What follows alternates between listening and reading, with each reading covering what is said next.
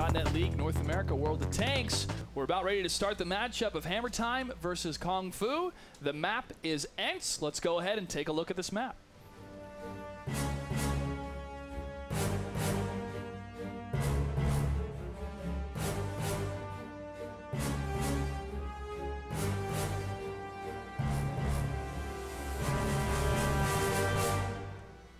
The ever-faithful and observant Ruukil, why don't you break down the different positioning right now of these two teams? Yep. All right, we're seeing from both sides of the map, both teams are playing for the city. And I've drawn arrows here trying to indicate for you guys the different routes that I expected to see. Now, I was hoping to see some people move down the one line, which we're actually seeing 2 tanks move down the one line, along with 1 heavy tank hitting up F2. And he's going to proxy spot the other T1 from the red team. That is Hammer Time. So Hammer Time up north, red, has taken a very, very normal position. This is not to be unexpected. They're going to move in now, and they're going to take this courtyard here in E2, leaving leaving Kung Fu in the south, kind of spread out, actually. I don't think they were expecting this kind of move. This is right now, Hammer Time has the opportunity to push, and they've got a tank out of position. I'm hoping they see this and they do something with it. First blood, IS-3 by Drynitz takes down Fetch, the T1.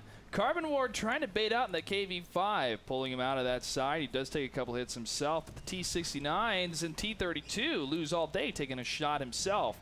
Shots fired again from lose all day, shot missed. Now it looks like the HP pool when it comes down to both sides is lower significantly already for the blue team. Exactly. Carbon Ward is in a cool position, I think, because the enemy can't really aggress on him, and he has some nice position for proxy spotting. However, Daniel Tang has actually moved up a little bit, I'd say aggressively, in his 5100. If Hammer Time can get right into position at the right time, they might be able to get out there and nuke him, but it looks like they're not going to move around much from what I can see. In the meantime, Qwerty's gotten into a support position for Tang, and we've got a weird spread here from all of Kung Fu. That T1 battle too, Mushi 214 taking down Tinker 9-1. He's going to be low on HP, and the other T1, Livistad, can get some easy shots on him and take him down. However, it is significant because he can lock down some of the scouting regions of the E line down to the south for the blue team. KV-5 and Carbon Ward pushing in a little bit. T-32 lose all day trying to peek around the corner, but a bottleneck effect is in place between these different tanks. Shots fired. Declan of Death takes it on the AMX 5100. And there is the flank from Terry Love shooting your bird. At the same time, Qwerty and Daniel are moving in and focusing Declan of Death down. He's down to 357. They're shifting to NYPD. On the other side, other people are still fighting. Ooh, Drynet's going to go down here on the IS-3. Carbon Ward going to pick that up. He's going to move on through. KV-5 still has a lot of hit points on him. He's going to be a really tough target to take out. He is. And wow, he's just surging in there. He is, man. That HP bank, he's ready to deposit some death against Declan of Death. Declan, 4 hit points, going to be taken out. And now Carbon Ward is going to be punished by the other AMX 5100. He gets blown up. Lose all day is in a flanked position, but Terry loves shooting your bird coming up from behind. This is quite an engagement back and forth. Lose all day in the T-32, locking it down in brawl mode against the IS-3. IS-3 with its low depression. Arcangle is not able to get down into the hole at that type of maneuver. This is exactly where Lose All Day wants to be. Photo Finish is going to try to aim at any type of weak points in the T-32, but honestly, there's not much if he's putting the hole in the turret straight into the IS-3. However, moving to the side now and to the rear, Lose All Day trying to push in against a T-69 from the rear. Nice shot by Qwerty, 2-2-1.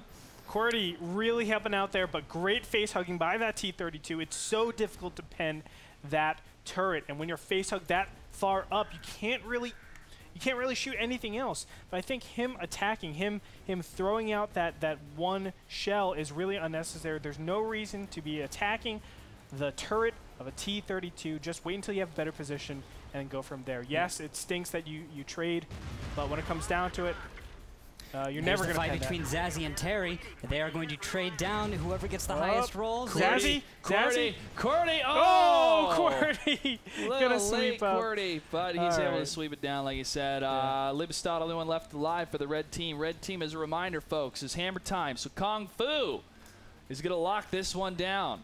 Yes, sir. It's important to note we did have slight variations in the tank choices, and they've made the best of it. I mean, let's be honest. because of that KV-5, because of that T-32, they're able to get some critical kills on their opponents. Just a little bit squishier for Kung Fu. Yep. Kung Fu did a great job, that being the blue team. Hammer time here. The red team did they didn't bring as much health, and they definitely got aggressed on, and that was they didn't make the move. Kill. Yeah. Mushi trying to hold it out. That last attack there. Kung Fu takes it. Game number 1.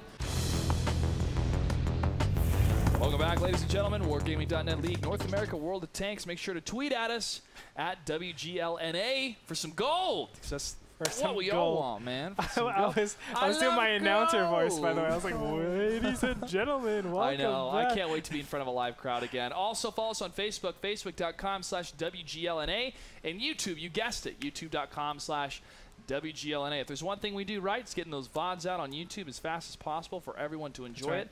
We also have a rebroadcast the following morning for all of our European friends that love to watch the broadcast here and see their potential competition when it comes to the World Finals, which will happen 2014 in the beginning. That's crazy, man. More info about that. Point system and everything has been released. For more information, WGLNA.com. Well, it looks like we're going to be in the match here pretty soon.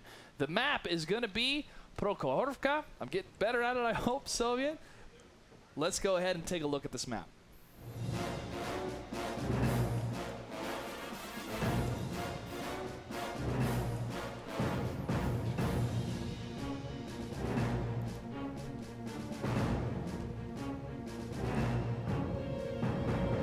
Ruukil, I want to be a good scout on this map. Tell me how. All right, so I will tell you exactly how. Now, you see the 2 ridges I have here on arrows.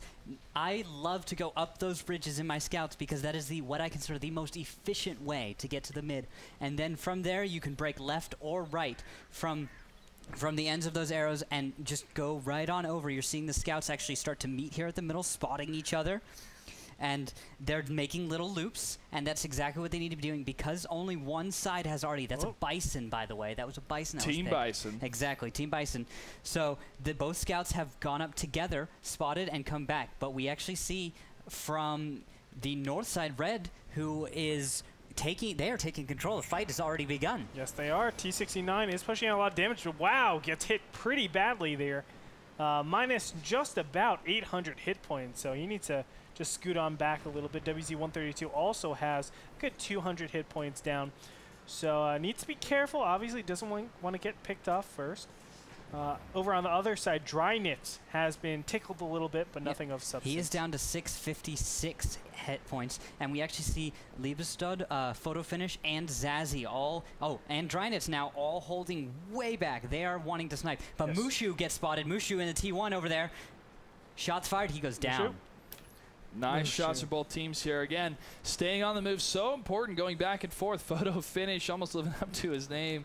I love the different names that these guys are choosing here. Ooh. Declan of Death gets some hits himself in the WZ-132, moving around in those loops, just like you mentioned, Ruukil. And now Fesh and QWERTY, 2-2-1, going to push in against Declan of Death. Oh, but that was not smart, because QWERTY goes down, exposing his side to a just firing line of 69s. Declan here in his 1390 is getting away as the 2 WZs from Kung Fu are moving in, using the backsides of this hill to protect them. Yeah, the problem is they're not pushing up fast enough right now. They didn't even spot the T-69s. They don't know where it came from. That's a big, big problem. All they can see right now is Declan of Death, and that's you can't hit what you can't see. And in World of Tanks, that's very, very apparent here. It's just really unfortunate how we have the red team just struggling so badly over here, not able to really do anything of substance. Yep, the red team is actually a Kung Fu on this. The blue team is Hammer Time. There's a bit of a switch here in how it was organized in the tank selection screen, but that's okay. We're knowing that the teams and the players right now, and Kung Fu is up 1-0. Back and forth has been the engagement with those light tanks. Now it's going to be a bit of a standstill. Nobody wants to rush into this. Everything is on the line here for the qualifiers. 4 teams will make it through qualifier number 2. The culmination of this will be Saturday night when the final 4 will be established. But we are only in the round of 64. And tonight will determine who advances and who goes home until Season 2. We're seeing Drynets now actually start to move up, start to do some real scouting. We see Carbon Ward is caught out. I'm waiting for shots to come in. There he goes. Shots are going to come in. He's going to go down. That was not smart from Carbon Ward. Way too aggressive. Declan of Death living up to his name, too. Shots fired again against Fesh. One more hit, and Fesh will go down. The WZ-132, he gets just past the top of that ridge. Libestad with another shot in his T-69 was not able to connect. And right now, 2 tanks dead for Kung Fu. All tanks left alive for Hammer Time. The tables have been turned between these 2 teams. Yep, Hammer Time just needs to push in right now. They have all of the advantages, all of the health, reload, and go in. Come on, Hammer Time, go, go. They want to drop the hammer indeed, but again, could it be a trap?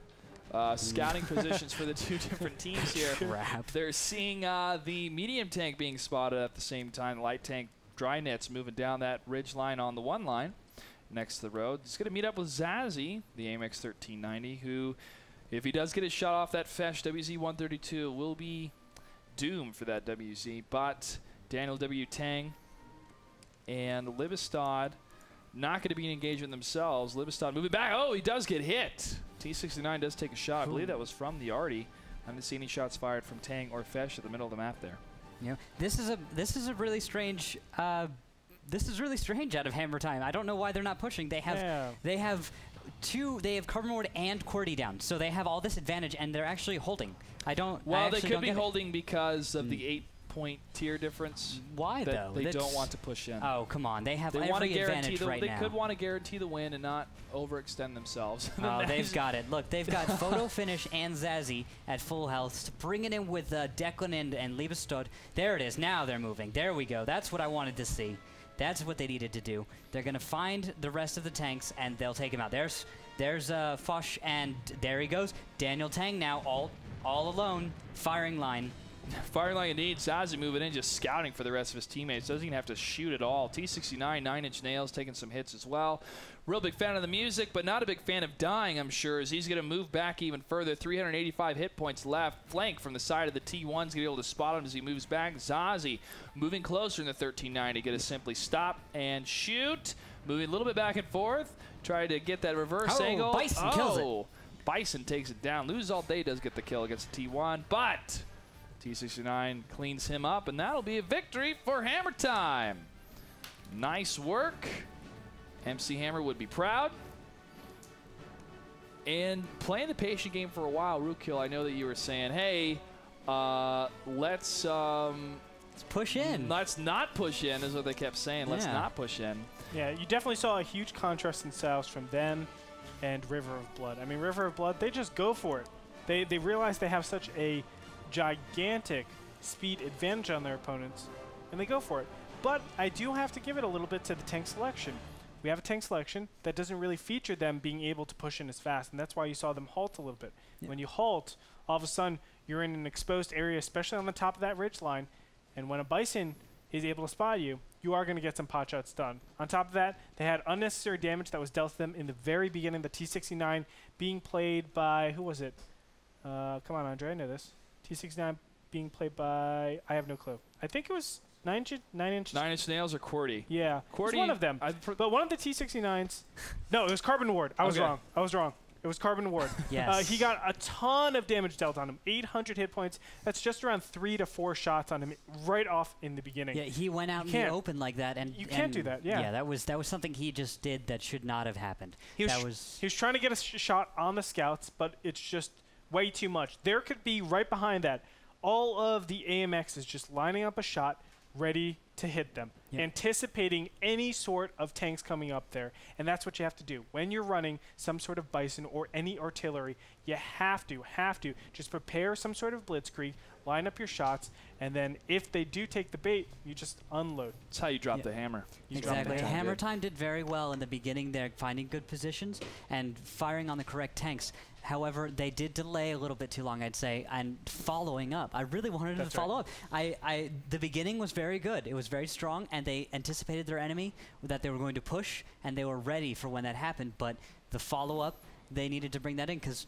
at that window of time where they weren't pushing in, finishing off tanks, was time that Kung Fu had to try and actually do something, to get away, to regroup and reposition so that they could maybe come back if Hammer Time pushed too late. Because when Hammer Time finally pushed, they actually pushed into the open, and if those 2 WZs hadn't been there, there could have been some nice damage traded there. So it could have been, but that wasn't the case. The case was Hammer Time was able to take that battle. It is now tied 1 versus 1. We come back. This will be battle number 3 of Hammer Time versus Kung Fu. Don't go anywhere.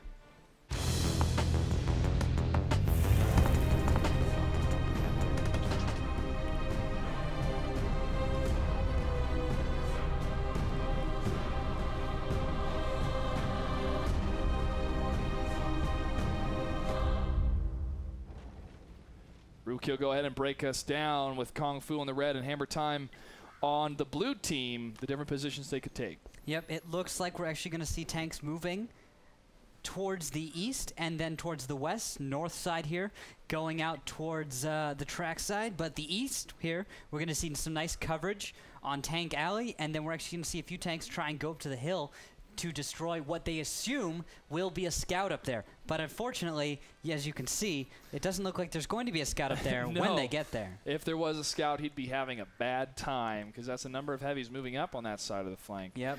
Although I want to talk about this nice coverage here. There's some really cool coverage from this window out to the east, and then we've got a tank actually in A2.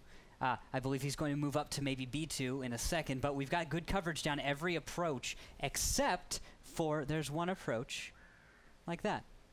Moving in. That is the approach that I would take to try and jump on those tanks in C3 if I knew they were there. That is the answer that we have from Hammer Time, if they can do that. That's their answer to this strat. And for Kung Fu, I believe we will see, let's see, I'm not sure what they'll have to do for this. Of course, they could just jump on either group with all of their tanks and they would win. That's all they have to do against this setup from Hammer Time. So it's a weird strat from Hammer Time. They're expecting something to be on the hill, but all they're going to see now is a T1, which is lit. Both T1s on the hill are lit, so that's the only fight we're going to be looking at right now between the two of them. Possibly some heavies moving up to assist, but that's all we're going to see right now because both teams are on opposite sides of the map. Quick breakdown of who's on what and what tank they have. Hammer Time has 3 AMX 5100s, 2 IS-3s, and 2 T1 Cunninghams. 2 T1 Cunninghams on the side of Kung Fu, 2 IS-3s, 2 AMX 5100s, and Gretorp, what's that last tank they have? KV-5. It's a KV-5, man. Yeah. The hit point bank. That's the Zangief of World of Tanks, guys. Exactly, for you Street Fighter fans out there. Yes. And at the same time, I want to point out something really cool about these 5100s. They're turned around, their engine decks faced up the hill, and they're actually looking, expecting a tank to show up, and they're waiting in ambush. They're prepared to shoot and scoot. Shoot and scoot, Shoot man. and scoot. Shake But- and bake. Yep, but Photo Finish here is actually turning around now because I think they're getting impatient. They want something to happen, but nothing's happening. So they're getting impatient, and I think they're going to see... Yep, there we go. There's the move. But Moving up that banana NYPD still side. ready to shoot and scoot. Photo Finish not quite in that position. And then Death by Gold Round is moving up. All right, he's going to clear the way, give a little bit more space for all of those other tanks to just swim around. I really like the thought process coming in here by Death by Gold Round. Yep, very good, very proper move here. The other T1, Mushu, has to give ground or engage, and he's not in a position right now to engage. Not uphill, not like that.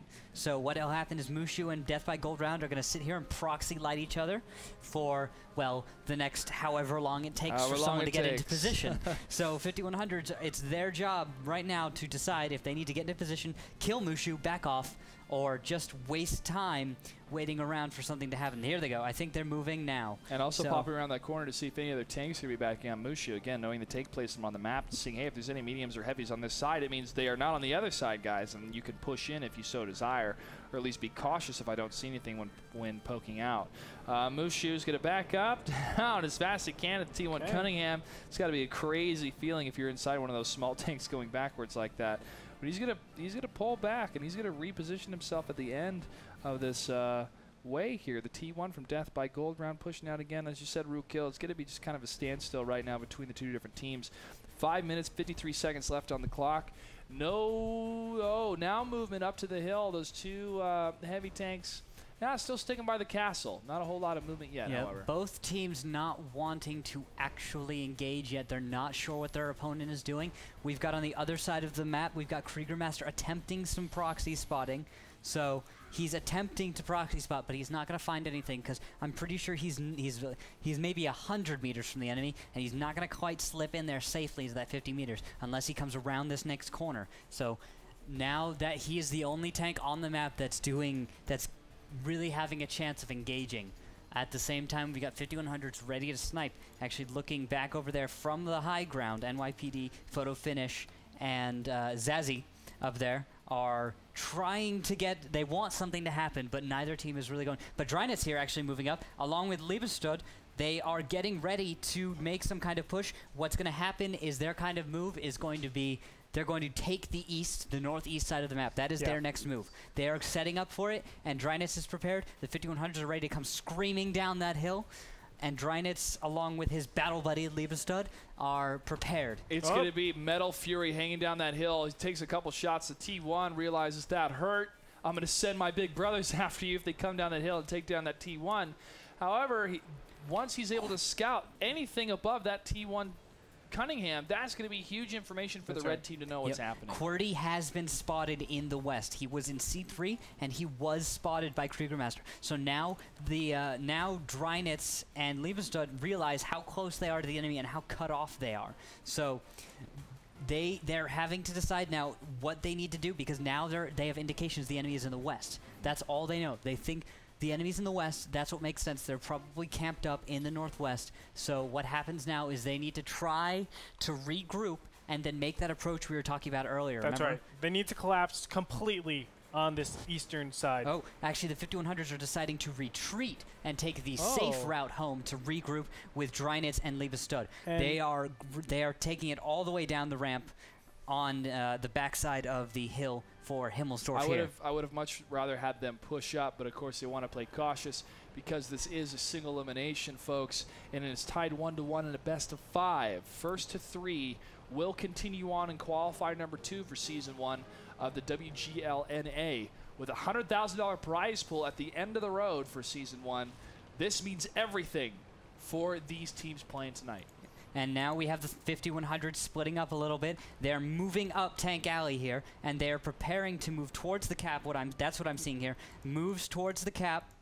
We've got Drynet's leading the way. His 5100s are a little bit far behind. They need to catch up, and Drynet's needs to worry about. Look at where the two T1s are as well. Mushri and Lose All Day are actually going to gang up on Death by Gold Round. So they're trying to get this small little advantage. But look at the time. There's 2 minutes and 45 seconds left.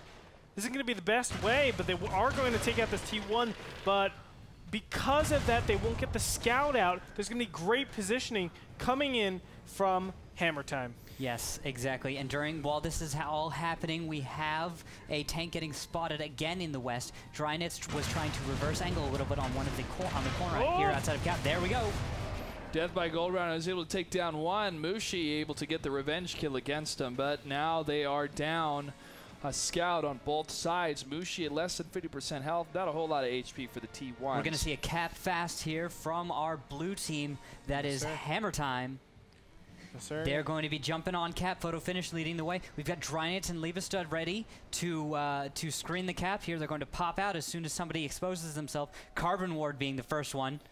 KV5 taking the lead. He is the first one. Gets a shot on Liebestad. Nice hit on the KV5. He's going to get hit himself, but again, using the advantage of the HP, moving out. AMX 5100 taking the rear from the side. Trey loves shooting your bird, moving in as well. Carbon Ward taking a lot of hits. Same with NYPD and Zazie trading fire. There goes Carbon Ward to the KV5. He goes down. Shots again, fire between the two. Blue team has a better positioning, it seems, right now for the crossfire, but more shots fired going across. AMX 50s are down. IS3s winning the fight, it looks like, on the two sides of Liebestad and Drynet's with that side fire, focusing down the other IS3s that's available. Trey loves shooting your bird again behind some good cover, but not able to get the angles that he needs from the shots. Daniel W. Tang focused down by Drynet's and Liebestad. They will push in. They do have enough HP to take down both of these tanks, and it looks like the blue team, which is Hammer Time, will take battle number 3. That's right. Everything's just going to get cleaned up here. The cap is still going off. Really unfortunate. Terry loves shooting your bird is just going to back up here, probably go to a corner and just die. Yeah, he doesn't really have a chance now. That was really good cap fast and screen by Hammer Time here. It was really well done. I'm impressed. Their spread was great. Where they positioned their tanks was great. You didn't want to all be there at the same time. But to be able to have that side flank and side hits. Oh, Livestad gets the last kill there before the capture actually happens at 100%. And Hammer Time does take it. Battle number 3, they are currently 2-1 against Kung Fu. Welcome back, ladies and gentlemen, to Wargaming.net League North America World of Tanks. That last match, we were so excited, we thought Hammer Time took it at the very last second in the clinch. But because of the Tier 8 rule set, they were not the victors. It is technically a draw. Clutch, that's my bad. It's okay. I was calling it. We're a team, man. We're a team. It's all right. I failed. But it just goes to show you so much action happens right at the end right there that we had to make sure and check with the admins, check with everyone, do the tallying ourselves to see if they were the clear victor. We got really excited. We thought they were. We had to go back and check. Ruukil was here. We were here. The admins were here. So, again, we apologize for anybody that was maybe a little bit too excited and has already called their parents and told them that they won. It is still 2-1 right now in favor of Hammer Time. And I look forward to see what's going to happen because Kung Fu is not done. They're not finished yet. That's right. Meanwhile, there is an update with the other team that was playing tonight.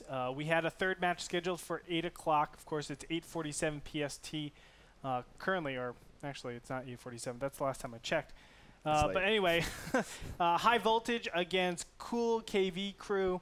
High Voltage is up 2-0 over them, so we'll definitely check back with them and see how they're doing. But of course, match point going over to High Voltage. For now, we're going into, again, battle number 4, Take 2. Take 2, that's right. In the draw system, we get to replay this map. I believe the rule set is, though, they still get to change up the tanks. Yes. They still have an option to change the different tanks here. They can't change the map or the positions, though.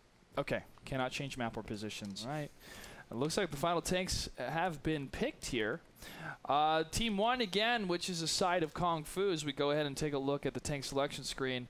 T69, 2 AMX 5100s, 2 Tier 1 Cunninghams, a T32, there's a change up, and an IS-3. On the side of Team 2, the ones that are in the lead, Hammer Time, 3 AMX 5100s, a T69, a T1, an IS-3, and a T1. More of the autoloader AMX 5100s compared to the hold down strength of the T32. Again, looking forward to see what kind of playstyle we're going to see and if they're going to try to take that position at the south of the TIE Fighter like last time, like Simplistic did. I'd expect with lineups like this, we might be seeing some city game, West Side.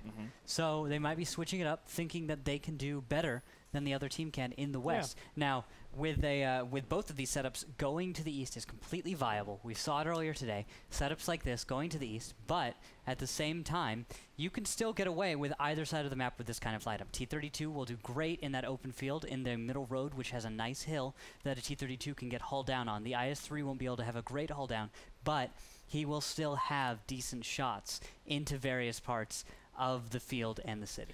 But you can't really take away his city presence, too. Yes, he's not the best city player, but there are obstructions, little sand patches, cubbies that he can go into. He can hold down to an extent. Keyhole positions, too. And what's so powerful is he does have presence on those long straightaways. That's something that other tanks don't have because they don't have the good hull down, the good depression. There's a lot of different things that go into that factor. But it's not. I'm not saying he's the absolute best tank for the city fights, but you can't take away his presence. Well, let's go ahead and take a look at the beautiful map that is Ruinberg.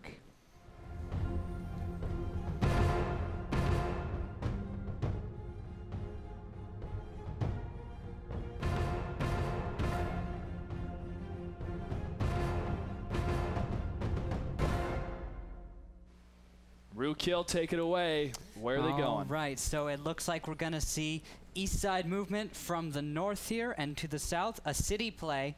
So I don't know how aggressive it's going to be, but it looks like we're actually going to see G2 and G3, or no, wait, maybe F2. Yep, that's what it's going to be. All right, a decent spread in the city here. We're going to have nice crossfire into these numerous little corners here, and it's a really nice way to do it because what happens is from G1 you actually have shots across to E1, but you can't be spotted if you do that. You can avoid being spotted through that because there's some bushes. And what happens is the person from the church or from here spots, and then because you're so exposed, you will get shot. So we actually got tanks still moving up in the west. We've got tanks lit. A tank in E6. Who is that? E6, we get a little bit closer here. Just checking out kind of the East Village at this time, Ruukil, as you were mentioning where they were for E6. That is Carbon Ward. Yeah, yes. the IS-3 moving in slowly but surely. He does scout the 2 tanks that are spotted on that side. And now it's going to be an exodus from the East Village for the red team, which is Gong Fu. Yeah. They are down 1 point in this battle number 4. A draw. Carbon Ward now putting himself in a good position to get that side. I don't want to say side scrape. We will call that reverse angle. There He's you trying go. to. There you go. There we go. Learning on the fly. The AMX 5100, however, right now taking some shots himself. At least one hit against the IS-3, but nothing has landed so far. No blood has been drawn for either team. Yeah, Drynitz and Photo Finish have a nice crossfire on this middle road here, and because the IS-3 is in his cubby, he's going to have a hard time if he tries to leave. So we've got the IS-3, which is Carbon Ward, is pretty much stuck. Lose All Day is going to try and mimic what Photo Finish and Drynitz are doing, and he's going to have his own haul down, where he's going to be incredibly potent if he can get his shots onto anyone. So Lose All Day, great positioning from him. I'm expecting a flank from right now from Kung Fu. Are they coming in? Are they flanking? Where from? Shots fired again from the IS-3, trying to get Drynitz. T1, Negsmaster 17 having to fight himself with Fesh. Now 3 of the heavy tanks moving in, 1 medium and 2 of the heavy tanks moving into the side, trying to get the surround on Kriegsmeister to stop that positioning. Maybe get a little bit better map control with the scout. However, T1, Fesh moving in. T69, Cordy gets the... No, Fesh gets the kill. Yep. No wasted shots from Cordy. He gets to keep all 4 of those. So, in the meantime, we've got an obvious move. Kung Fu is obviously moving, so what has to happen now, and what is happening now, is Hammer Time is pushing. They're breaking out of the surround. They're instead of getting flanks, they're going to attack on Lose All Day and Carbon Ward, who are effectively caught out and alone. Liebestad moving forward. Drynitz doing the same. Liebestad taking a lot of hits himself. Beautiful flanking now from the red team. Kung Fu has got him in a nice attack. NYPD and Zazie are not going to be able to join their friends on the other side. However, Lose All Day is going to get surrounded. Gets the kill against the T69, but the IS-3 is going to move to the side with the AMX-50 continuing to attack him. At the same time, from the rear, QWERTY is going to continue to attack fire on the AMX-50 100, while Terry Loves Shooting Your Bird is going to take some hits himself, but gets the kill against Zazie. Wow. They have split the team in half. Wow, yeah, this is wonderful. I mean, the cavalry has arrived, but they're arriving into a flanked position. Really unfortunate. Another kill goes down. QWERTY going to poke out here, but he has 2 directions to defend against. This is so difficult. Yeah, we have Photo Finish, who is a consistently firing IS-3. He's going to put out some really nice damage consistently. Drynitz being the autoloader, that's a good combo. But on the other side, you still have a T69 and a 5100, who I assume are on reload right now. But I do not know. But they're not aggressing, so obviously Daniel is going to wait until he's got all 6 shots. QWERTY's probably got his shots up right now. There's QWERTY with his shots. Moving out, IS-3 gets a hit. Oh, but hit on the IS-3 moving in, but shots fired. Drynitz gets a hit on QWERTY. Drynitz is going to be focused here. Drynitz in trouble. QWERTY, 1 more shot. He can take it down. The glass cannon's about to fall. No! Oh! Photo Finish takes down Tang. Moved too far out. QWERTY is in trouble. That IS-3 making Mother Russia proud as he takes down that French tank. He's clipping right now, and he's gone out of here. QWERTY is dead. No, wait. No. QWERTY is dead. Fesh and Mushu are the only 2 alive. But they're about to cap. Are you kidding me? They kept pressure the entire time. Oh my God. Blue base has been captured. That means a victory for Gong Fu. No confusing that. Unreal. I was waiting to see if one of the light tanks from the blue side was going to move in. There was one T1 Cunningham that could have got a couple shots to reset, but it looks like it got destroyed. Yes, that was fantastic. We were so distracted with that fight, we forgot about the cap, and I'm pretty sure that Hammer Time was actually in the same position. They were also distracted by the fight. They weren't paying attention to their cap. I've had that happen to me. I've done that to other people. When you're getting capped out, there's sometimes you don't notice because there's a fight going on. You have to focus on trying to focus tanks down, trying to get into position, move your tank, all these things. You don't have time to worry about cap. And Hammer Time didn't have time to worry about cap, so they got capped out. So good job, Kung Fu. Another example of why the T1 Cunninghams are still a viable part of the 7x42, man. A victory for Kung Fu for that. We're going to take a quick break. When we come back, it is the final match between Hammer Time and Kung Fu. Only one team advances, the other one goes home. Stay tuned. Welcome back, ladies and gentlemen, to Wargaming.net League North America World of Tanks. I'm Joshua Gray, call sign Clutch. Joining me is Andre Gretorp, call sign Gretorp. That's right. And as well, not to be confused with cosine Gretorp. That's right. That's right. Cosine Gretorp. Is that even a thing in math? No, it isn't. It will be now. Well, I can name a variable Gretorp, and then it would make sense. Yeah. If Gretorp is an angle, cosine Gretorp would be like, let's say Gretorp equals 30 degrees, cosine of 30 degrees. Boom. If X can be a variable, so can Gretorp. So can Gretorp. And another great variable to this team is Randall Ruukil Holcomb. Ruukil. Where did that name come from?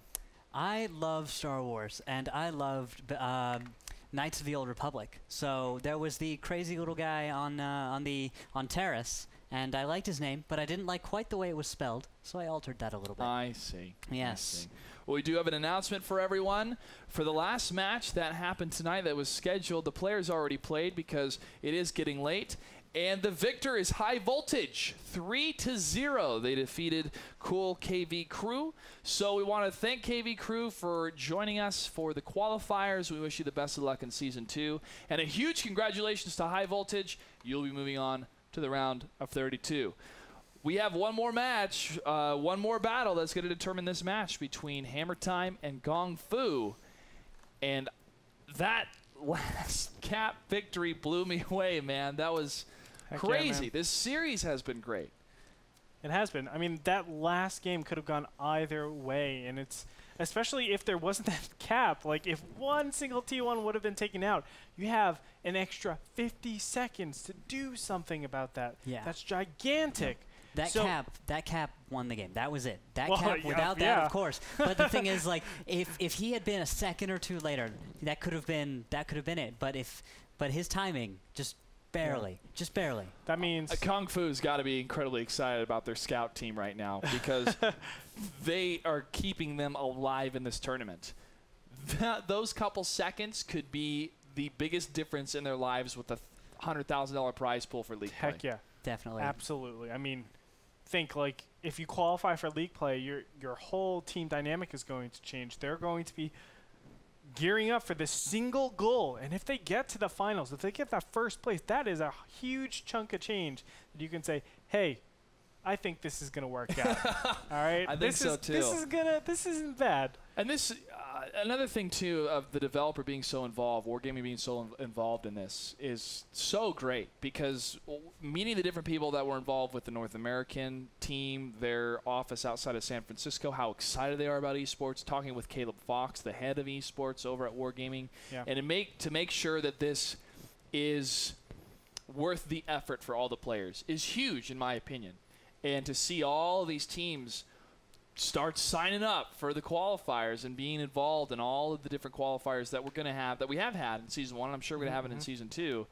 It's exciting, man. It really is exciting. And it's, again, building these storylines is huge.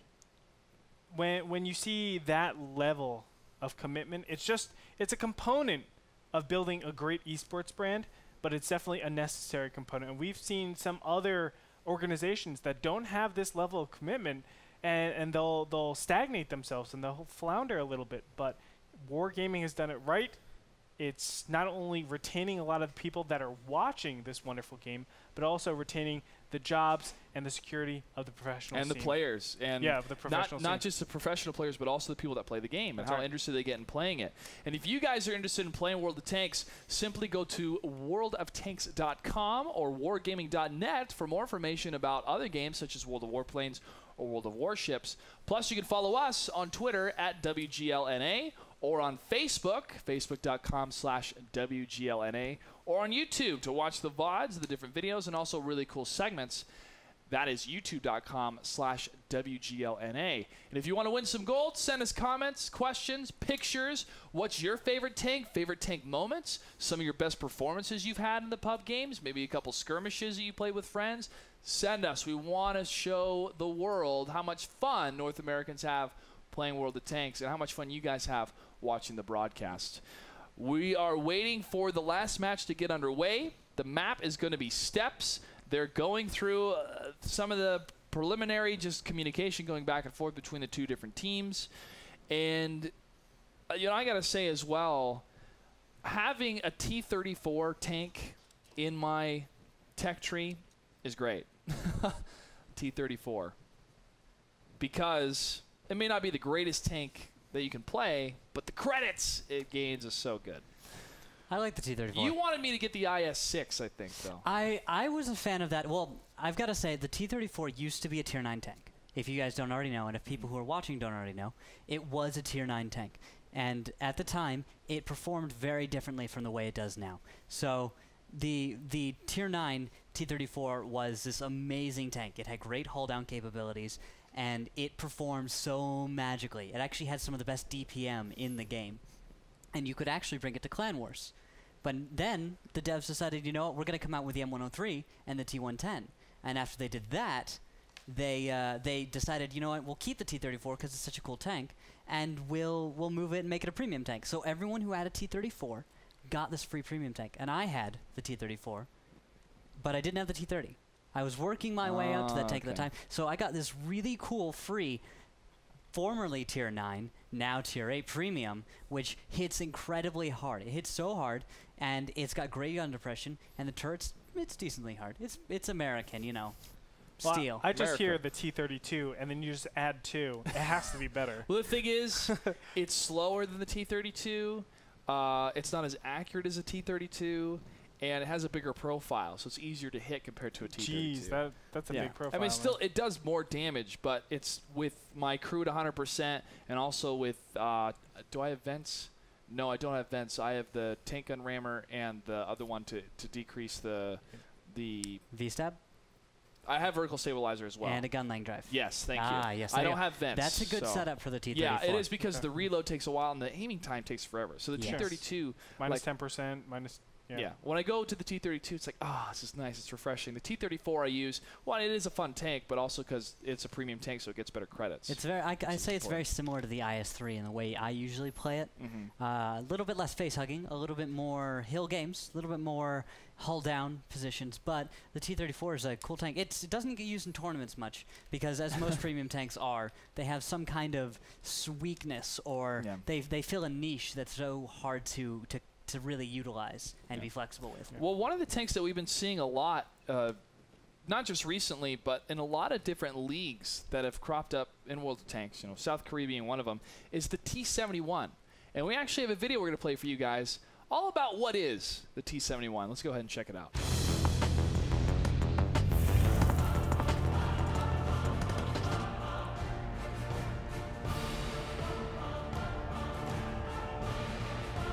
All right, Ru, so show me what is going on with this last and final battle that determines the match between Kung Fu and Hammer Time. Are they going to the east? Are they going to the west? What's going on, Ru? What we're seeing right now is some really cool opening scout moves. There is a rock right here, and that is where I think one light tank will go, and there he is.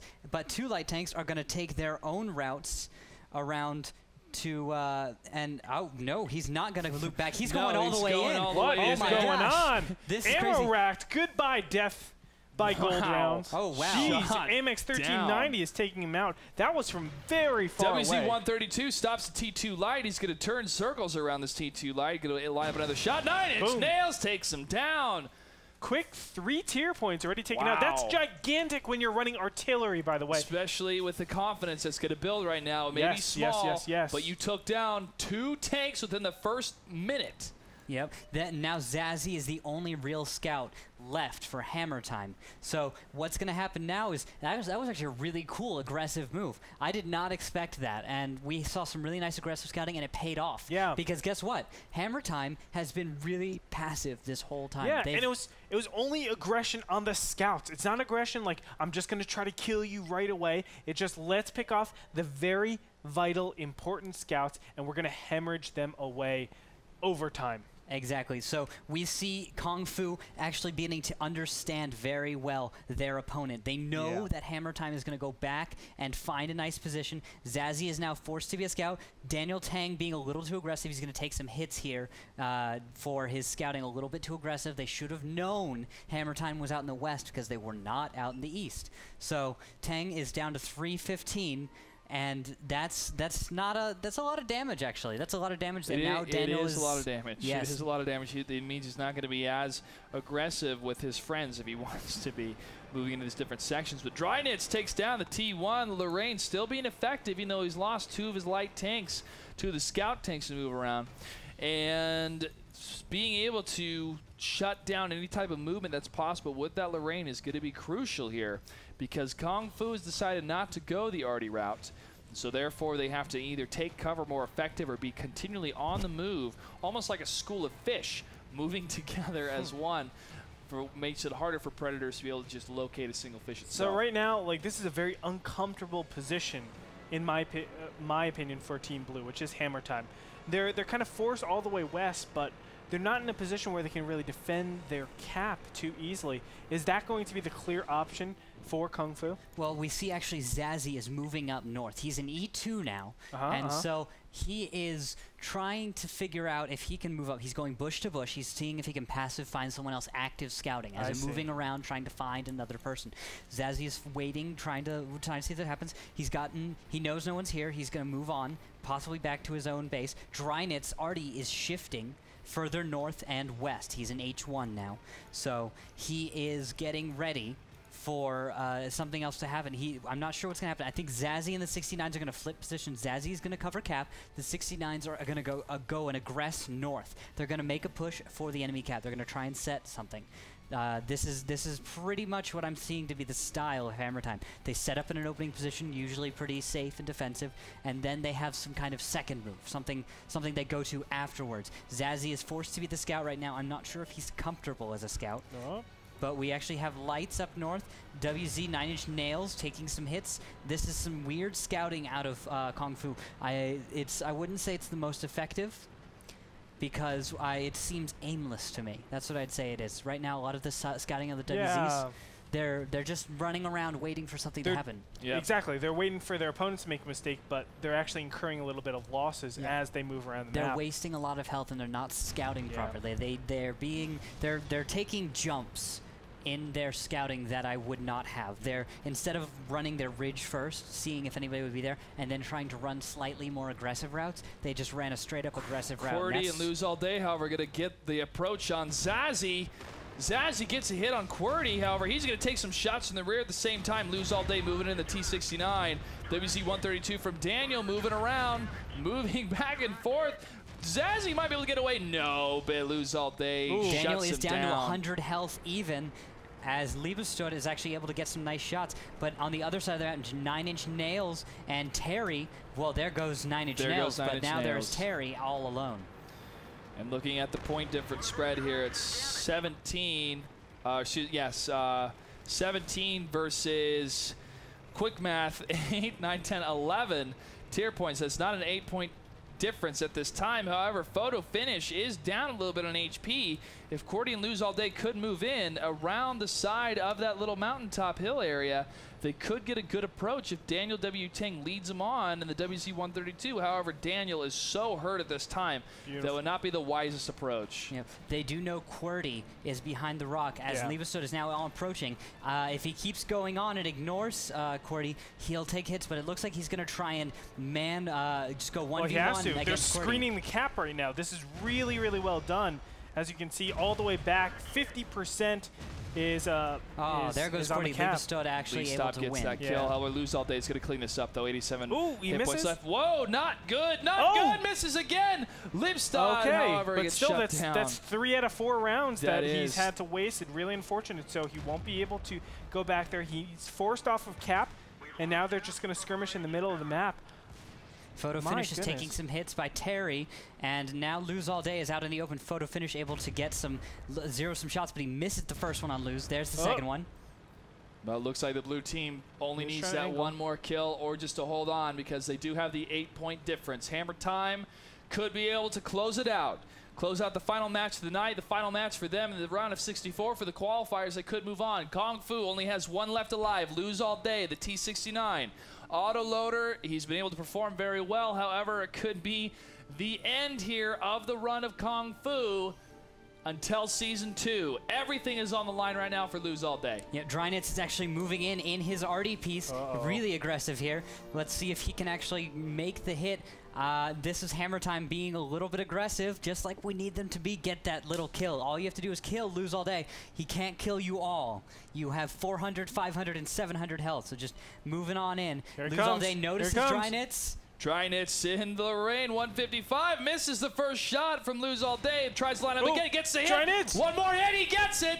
Lose All Day still left alive, however, getting surrounded by Tanker 91, 95%. Oh, but he's clipping, and he's gone. Man. Tanker 91 gonna get the closing blow, pushing them ahead. Hammer Time is gonna take it 3-2. Congratulations to them for moving on past the round of 64 into the round of 32. Man, was that close, down to the wire. Incredible series for these two teams. Rooting for both of them right at this point. You know, it's tough to say goodbye to Kung Fu because we saw them come back. We saw some great play by them, and I actually don't think this is the last we're going to hear from Kung Fu. I'm so impressed by their play style and their determination. This is just the beginning of World of Tanks Esports, but I think for them as well. Definitely. And, you know, slight little alterations would have put them farther ahead in that game, or would have helped them win that game. Ruukil mentioned it perfectly. Aimlessly scouting around, of course, not having a clear plan in what they're doing. Those hit points, think if you push that all to the end, they're definitely in a place where they have the advantage. If that T69, let's say, had, I know it's not the T69 that took the shots, it's the WZs, but still, if they had that extra hit points, maybe he could have taken on that 2v1. It would have been a little bit better, but unfortunately, he's not able to keep up. Rue, your thoughts? Yeah, those WZs, they had the chance to do something with that match, but unfortunately, they, due to reckless scouting and not actually really planning out your routes and the way they were moving, they were out in the open and there were enemies waiting for them. So we had 2 WZs take hits where they did not need to take hits for Kung Fu, and Hammer Time making some very good shots, making Kung Fu pay for their mistakes. So that was exactly where that match shifted, and that's what ended up deciding it all. A lot of deciding factors happened tonight, but more deciding factors will happen tomorrow as these teams will move on into the round of 32, as we'll showcase more of the best matches. And this is just the qualifiers. The league play hasn't even begun yet. That's in July. If we're this excited now, imagine how crazy these games are going to be when we have Turtle Police versus Fulcrum, when we have Cazadores versus Simp.